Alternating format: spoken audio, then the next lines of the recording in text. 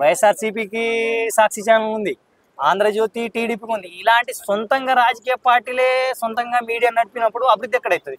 ఎవరి డబ్బులు వాడే కొట్టుకోవడం తప్ప, వీడి డబ్బులు వాడు కొడతాడు, వీడి చెప్తాడు, అంతే తప్ప అభివృద్ధి మాత్రం కాదు. ఓకే, ఒక మాటలో మళ్ళీ జగన్ అయితే వస్తారంటారు?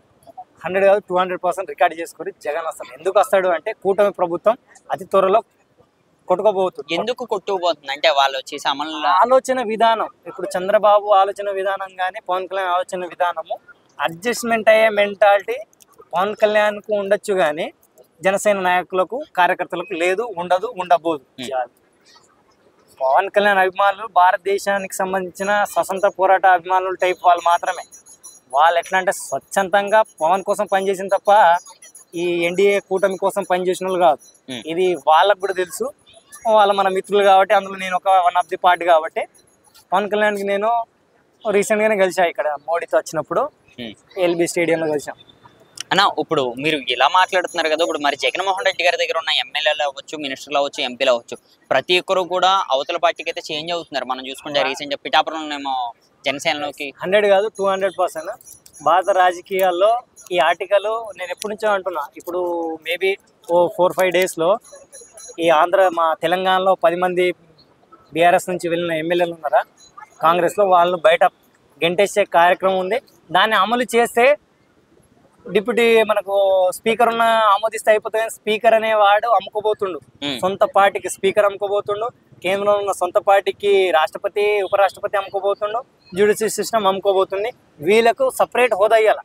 డిప్యూటీ స్పీకర్ కూడా ఎలా అంటే విందు నుంచి కాకుండా గవర్నర్ని ఎలా ఎన్నుకుంటామో అలాగే సపరేట్ వేరే బాడీని, ఒక ఎడ్యుకేటెడ్ని, ఒక సీనియర్ ఐఏఎస్ ఐపీఎస్ని ఒక స్పీకర్ హోదాలో పెడితే ఈ రాజకీయ నాయకుల నుంచి కాకుండా డెమోక్రసీలో వాళ్ళని సపరేట్ పెట్టేసి ఒక పార్టీ నుంచి ఇంకో పార్టీలో వెళ్ళాలంటే రాజీనామా చేసి వెళ్ళాలనే ఆర్టికల్ తీసుకురావాలా.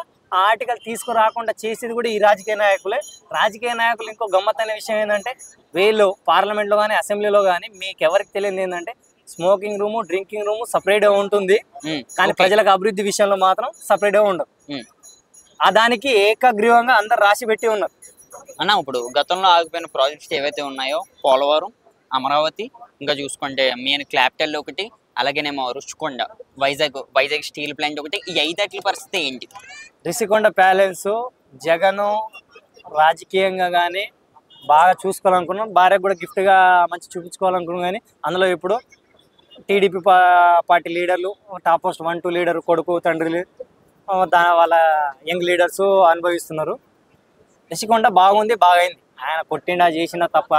కానీ పోలవరం ప్రాజెక్ట్ లేకపోతే ఆ నెల్లూరు అతని పేరేంది, యాదవ్, ఇంతకుముందు వైఎస్ఆర్సీపీ అజయ్ యాదవ్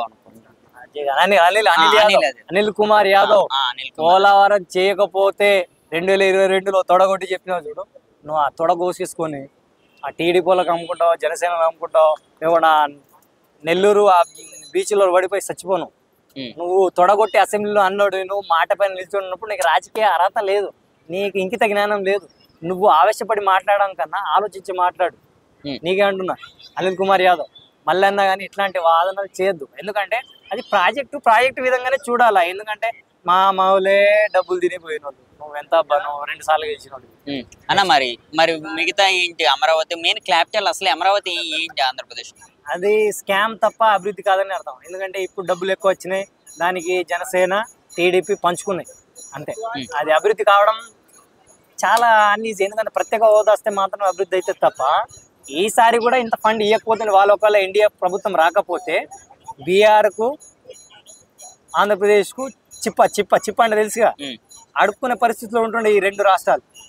వాళ్ళు సపోర్ట్ చేయడం వల్ల ఎన్డీఏ ఉంది. ఇప్పుడు కూడా ఈ 2 ఎంపీలు కూడా బయటకు వచ్చేస్తే ఎన్డీఏ ప్రభుత్వం పడిపోతుంది అన్న. ఇప్పుడు మరో విషయం అన్న, రీసెంట్ గా ఆంధ్రప్రదేశ్ లో ఉన్న మినిస్టర్లు ఎవరైతే ఉన్నారో వాళ్ళు చేంజ్ అవుతున్నారన్న మాటలైతే వినిపిస్తున్నాయి. ఎందుకంటే రాజకీయ అనుభవం లేని మినిస్టర్లు ఉన్నారు. మినిస్టర్కు ఏ మినిస్టర్ హోదాకి ఏం చేయాలన్నది కూడా వాళ్ళకి తెలియదు కాబట్టి అలా బిహేవ్ చేస్తున్నారు. ఇప్పుడు రాజకీయాల్లో వాళ్ళకి నచ్చిన వాళ్ళని మాత్రం పెట్టుకుంటుండ్రు అంతే తప్ప ఒక నికాసైన నాయకులను పెట్టుకుంటలేరు అంతే. రాజకీయ నాయకుడు కొడుకుని రాజకీయ నాయకుడు, వాడికి మాట రాదు, వాడు ఫారెన్ చదువుకున్నాడు ఇక్కడేమో తెలుసా, వాడున్న A grade B grade C grade లీడర్ను మంచి స్పోక్ పర్సన్ అట్లాంటి వాళ్ళకి ఇవ్వాలి. ఏ పార్టీ కానీ, అది జనసేన కానీ వైఎస్ఆర్సీపీ కానీ టీడీపీ కానీ. అయితే ప్రజాస్వామ్యం బతుకుతుంది. లేదంటే ఇక మీకు ఆంధ్రప్రదేశ్ వాళ్ళకి గట్టిగా చెప్పాల్సింది ఏముంది, మీ రౌడీ రాజకీయాలు, హత్య రాజకీయాలు కామన్గా జరుగుతూనే ఉంటాయి, వద్దన జరుగుతాయి. అది స్పెషల్గా చెప్పాలంటే మీ పంచాయతీ ఎన్నికల్లో 100 నుంచి 200 మంది 10 నుంచి 20 ఊర్లు కొట్టుకొని వస్తాయని ఇప్పుడే రాసి పెట్టేస్తున్నారు. పంచాయతీ ఎన్నికల్లో జడ్పీటీసీ ఎంపీటీసీ ఎన్నికల్లో Janasena versus YSRCP, YSRCP versus TDP, TDP versus Janasena, Janasena versus YSRCP, BJP కొట్టుకొని వస్తారు. తర్వాత ఇంటర్వ్యూ చేసుకో. ఎందుకని ఇంత నమ్మకం? ఎంత అంటే ఫ్యూచర్లో ఉన్న హిస్టరీ, ఆంధ్రప్రదేశ్ రాజకీయాల్లో ఉన్న హిస్టరీ, విలేజ్లో ఉన్న హిస్టరీ, నాకున్న రాజకీయ అనుభవం దగ్గరగా నేను 2002 ఎన్నికల నుంచి ప్రత్యక్ష రాజకీయాల్లో ఉన్నా. నేను అప్పట్లో నేను 3rd 4th క్లాస్లో ఉన్నప్పటి నుంచి కూడా రాజకీయాలు అంటే బాగా ఇంట్రెస్ట్. ఇప్పుడు కూడా నేను రాజకీయంగా విశ్లేషణగా చేస్తుంటా. పార్టీస్ నేను కాంగ్రెస్ పార్టీతో ప్రజెంట్ ఉన్నా. నేను కోదండరామ్ సార్ నా రాజకీయ గురి. ఇప్పుడు ఒక్క మాటలో చెప్పొచ్చు అంటే ఈ కూటమి ప్రభుత్వం ఉన్నంత వరకు ఆంధ్రప్రదేశ్ కూటమి ప్రభుత్వం అభివృద్ధి జరగదు. కూటమి ప్రభుత్వం పడిపోతుంది. వీళ్ళ దాంట్లో కొలాబరేట్ అవుతలేరు. సొంత మరదలుండి మాట్లాడదు. ఎవరికి మాట్లాడదు?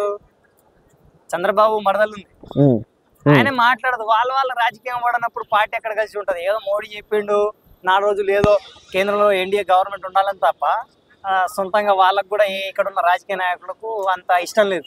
వైఎస్ఆర్సీపీ వాళ్ళకు లేదు, అలానే బీజేపీ వాళ్ళకు, జనసేనకు కూడా లేదు టీడీపీతో కలిసి ఉండడానికి. ఎందుకంటే టీడీపీ హిస్టరీ అలా ఉంది. 30 లాస్ట్ క్వశ్చన్ అన్న చూస్తుంటే ఆంధ్రప్రదేశ్ లో ఎక్కువ పెండింగ్ ఫైల్స్ మిగిలినాయి. పవన్ కళ్యాణ్ గారి విషయానికి వస్తే ఆయన దగ్గర సుమారుగా ఒక 15,000 పెండింగ్ ఫైల్స్ ఆయన ఇంకా మిగిలి ఉన్నాయని కూడా ఆయన ఖాతాలో అన్నట్టు ఈ రోజు అయితే ప్రూవ్ అయితే అయింది. ఇది అది పవన్ కళ్యాణ్ గారిని దెబ్బ కొట్టడం.